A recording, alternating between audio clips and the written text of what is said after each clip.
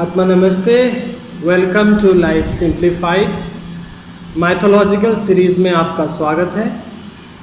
आज के इस टॉपिक में सेशन में हम बात करेंगे परशुराम अवतार की, लॉर्ड विष्णु की परशुराम अवतार। So I hope you are enjoying the series as of now.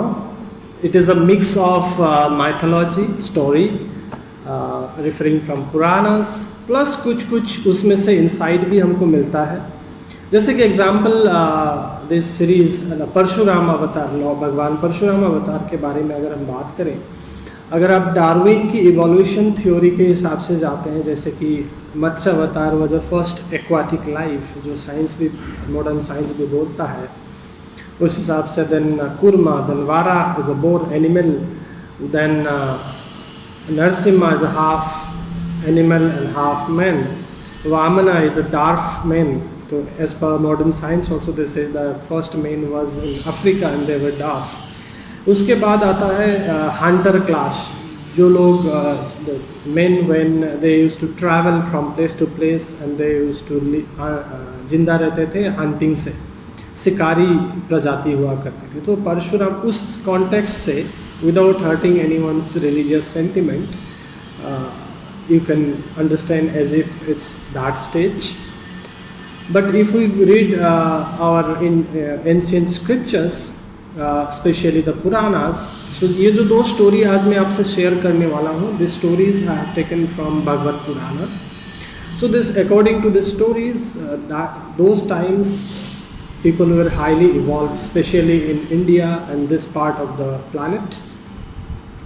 So एक और I saw a image which is very interesting. I'd like to mention you. आप थोड़ा सा आइडिया ले सकते हैं कि सत्ययुगा में क्या था, asuras, danavas, Dewas and humans all used to live in different realms.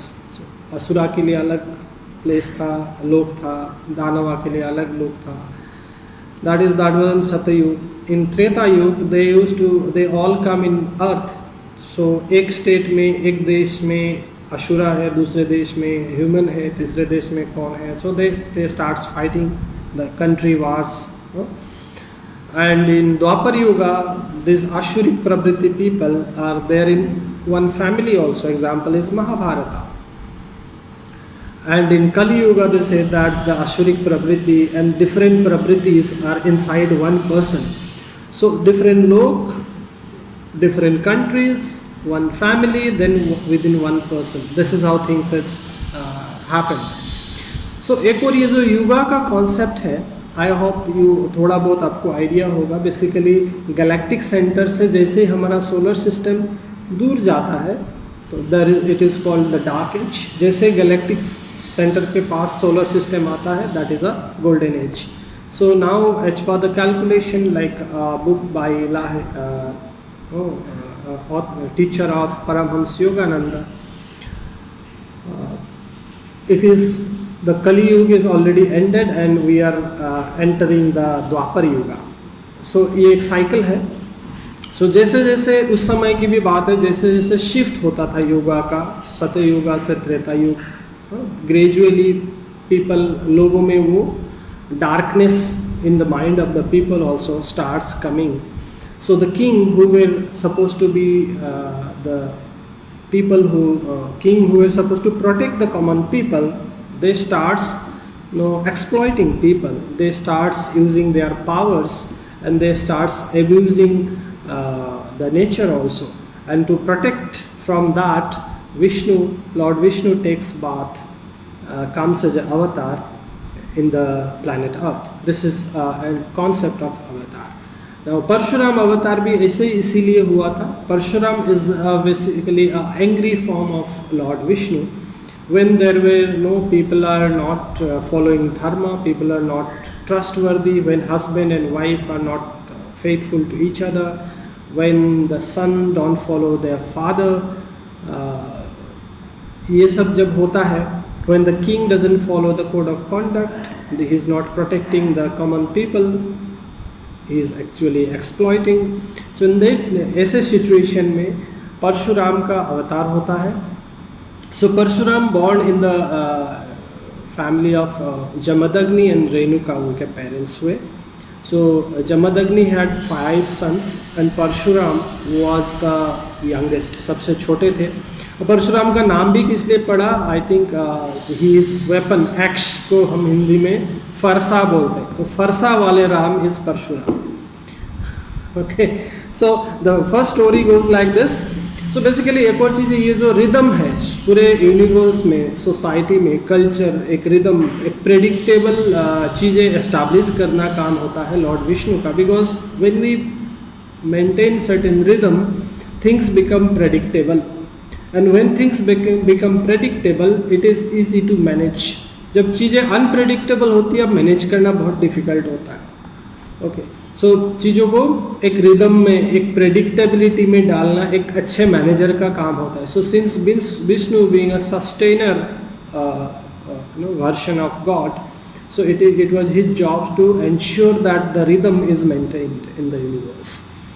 So since there was no rhythm was mentioned, जैसे ये स्टोरी में भी सेम एग्जांपल है. परशुराम की माँ जो होती है Renuka, she had some magical power because of her chastity. और चैस्टिटी या सतीत्व या शुद्धता का भी एक बहुत बड़ा कॉन्सेप्ट है पुराण और ये सब बुक्स में, जहाँ पे कहा जाता है कि the wife has to be faithful to the husband and sati जिसको बोलते हैं, अगर वो सती है तो उसके पास बहुत पावर आता है. Even there are stories of Savitri, the stories of various satis mentioned. They glorify this sati concept so that the woman remains faithful to the husband.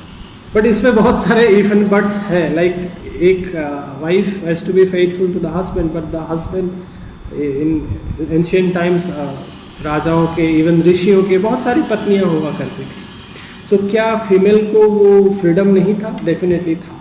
वैदिक युगों में फीमेल्स को भी बहुत फ्रीडम था, no doubt. Socio cultural reason, physical limitation के वजह से कुछ चीज़ें थी, but still for the females there were education system. Ramayana में भी मिलता है.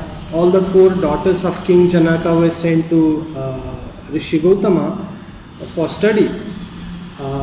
There were sages like Anusuya, Katyayani, Gargi, they were very famous at those times. So जहाँ पे टैलेंट होता था उनको अपॉर्चुनिटी मिलती थी. सो ऐसा नहीं है, but it's a long debatable topic, let's not go into that. So story ये है कि because of her chastity she had a magical power. Normally पहले के दिन में क्या होता है, पानी लाते थे घड़े में, मिट्टी के घड़े में. Because of her magical power, मिट्टी के घड़े में, कच्चा घड़ा, अगर घड़ा पक्का ना हो, कच्चा हो तो उसमें पानी डालते हैं तो क्या होता है, घड़ा टूट जाता है. But she had that power कि कच्चे घड़े में भी वो पानी ले आ सकती थी, घड़ा नहीं टूटता था. So one day when she went to the river to fetch water, she saw one Gandharva bathing in the river. गंधर्व को नदी में नहाते हुए देखती है Renuka, and she feels attracted towards this Gandharv. Who is Gandharv? I hope you know. जैसे अप्सरा होती हैं स्वर्ग की नर्तकियाँ, वैसे जो मेल काउंटर पार्ट होते हैं उनको गंधर्व बोलते हैं.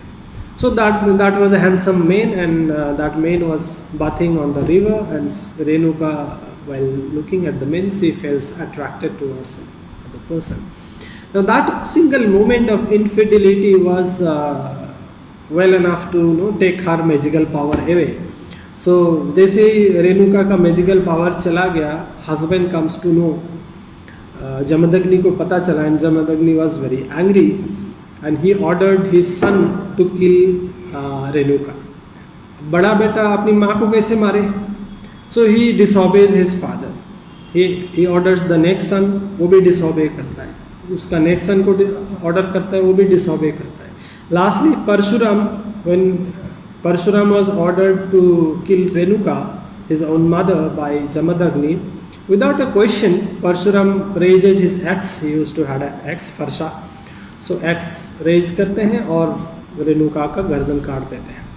That is beheading of Renuka. इसलिए परशुराम को मातृहंता भी बोला जाता है. That was a heinous crime that he did, but that was just, he was just following the order of his father. Then after the killing of Renuka, Jamdagni orders Parshuram to kill all his 4 brothers also, since they disobeyed the father. Because शास्त्रों में लिखा गया है कि father की बात जो नहीं मानता है वो बहुत बड़ा क्राइम है, बहुत बड़ा गुनाह है, सो उसको पनिशमेंट मिलना चाहिए. So he beheads all his brothers also. So with this action, father becomes very happy with Parshuram and says कि तुम मेरे अच्छे सच्चे पुत्र हो. You ask whatever boon you want and I'll grant you. अभी सेज थे, बहुत बड़े महर्षि थे, तो उनके पास भी वो पावर था boon देने का, वरदान देने का. Parshuram says कि give me a boon to raise my mother and brothers. Okay, so Jamdagni says tathastu, and the Parshuram's mother and his brothers are raised back. They were again, उनको वापस जिंदा कर लिया गया. So ये story था. उसके बाद का एक स्टोरी है थेफ्ट ऑफ जमदग्नि's cow, जिसके बाद से Parshuram become killer of warrior clan. तो ये स्टोरी ये है कि there was a king at that time, his name was Kirat Beria. Okay, Kirat Beria was also devotee of lord Vishnu, और लॉर्ड विष्णु ने उनको वरदान दिया था 1000 आर्म्स का. So he had 1000 arms. Basically 1000 arm represent करता है बाहुबल, पावर का. So he had so much of power, but he was given power to restore dharma. He was not such a good king, although as per the prescription of the dharma he use to follow the ritual. So उन्होंने एक बार यज्ञ किया, उन्होंने बहुत बड़ा यज्ञ किया, बहुत सारे ब्राह्मणों को बुलाया, ने स्टार्ट्स गिविंग डोनेशन. सो जमदग्नि को भी बुलाया गया. जमदग्नि वेंट इनटू द यज्ञ and he was gifted a cow named Nandini. Okay, by chance that Nandini was a daughter of Kamdhenu, wish fulfilling cow of heaven. Now later, बाद में किरात बीरिया को पता चलता है कि जमदग्नि को मैंने जो गाय गिफ्ट दिया था नंदिनी में इतना कैपेसिटी है, पोटेंशियलिटी है कि sea alone can feed the entire army of Kirat बीरिया. तो उसको लोभ जगा मन में, वो आप जाता है जमदग्नि के आश्रम में, बोलता है ये गाय मुझे वापस दे दीजिए, इसके बदले मैं आपको और गाय देता हूँ. जमदग्नि से इसके this is against the code of conduct, against the धर्म, कि जो चीज़ आपने डोनेशन दिया आप वो वापस मांग रहे हैं. So I will not allow it to happen. तो उनके बीच में काफ़ी ये होता है, आर्गूमेंट होता है. एंड लास्ट में Kirat Beria he drops Nandini away, Nandini को खींच के लेके जाना चाहते हैं. इतने में जमदग्नि अपने पुत्र को बुलाते हैं, परशुराम को. परशुराम आते हैं और जब ये सारा चीज़ उनको दिखता है, उनको वापस गुस्सा आता है. And he cuts all the hands of Kirat बीरिया and Kirat बीरिया bleeds to death. ये घटना घट जाती है. उसके बाद Parshuram were somewhere, he was not at his ashram. Kirat Beria के जो बेटे होते हैं, they come back along with their army and kill Jamadagni in front of Renuka.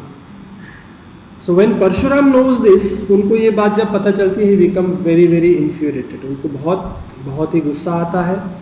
And he raise his axe, he kills all his sons, Kirat बीरिया's son, and he took a vow, एक शपथ, एक प्रतिज्ञा लेते हैं कि मैं 5 जनरेशन तक इस वॉरियर क्लेन जो दूसरों के ऊपर अत्याचार करते हैं, अपने पावर का गलत इस्तेमाल करते हैं, up to 5 generations I will kill this people, kill this warrior clan, and I will protect the poor and the weak once.